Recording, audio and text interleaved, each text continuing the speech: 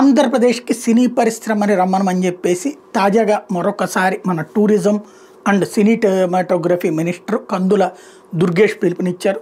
అలాగే మొన్న గంటా శ్రీనివాసరావు చెప్పారు, అల్లు అరవిందోను చిరంజీవి విశాఖపట్నంలో స్టూడియోలు కట్టడానికి సిద్ధంగా ఉన్నారన్నట్టు.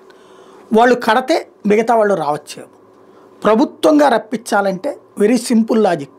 అవసరమైతే ఒక 1000 కోట్ల రూపాయలు ఖర్చు అయింది అనేటటువంటి అంశాన్ని పక్కన పెట్టి ఒక 50-100 ఎకరాల్లో ఒక్కసారి అవసరమైతే రామోజీ ఫిలిం సిటీ చూడండి, అన్నపూర్ణ సిటీ చూడండి, అట్లాంటి తరహాలు అంటే అన్ని సెట్టింగులు తయారు చేసి పడేయాలి.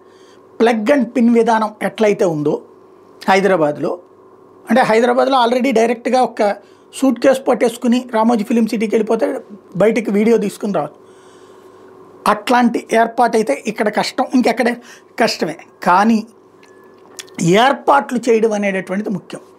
అంతా రెడీ చేసి పెట్టుంచారనుకోండి, షూటింగులకు వస్తారు. ప్లస్ అక్కడే దాన్ని ఏమంటారు, విల్లాల టైప్లో కొన్ని, అట్లాగే అక్కడే ఈ అపార్ట్మెంట్ల టైప్లో లగ్జరీ అపార్ట్మెంట్ టైప్లో కొన్ని కట్టేసి ఉంచాలి. అంటే లైక్ స్టూడియోకి వస్తే అక్కడ ఉండటానికి నటులకి, అలాగే ఎక్స్ట్రా సర్వీస్ మెన్ వీళ్ళందరికీ కూడా, అంటే ఎక్స్ట్రా అక్కడ ఉండేటువంటి 24 క్రాఫ్ట్స్ వాళ్ళకి ఉండటానికి కావలసినటువంటి వసతి గృహాలు అక్కడ ఏర్పాటు చేయాలి. నెంబర్ 1. రెండవది, ఇట్లాంటివన్నీ సిస్టమ్ చేయాలి. ఇదంతా ఒక 1000 కోట్ల అవసరమైతే లోన్ తీసుకోవచ్చు.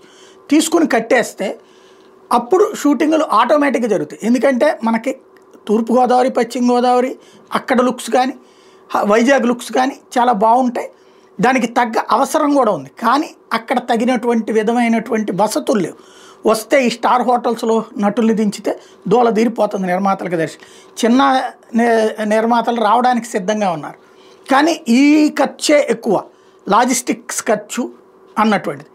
దాన్ని కనుక దృష్టి సారిస్తే అద్భుతంగా సాధించవచ్చు మనం.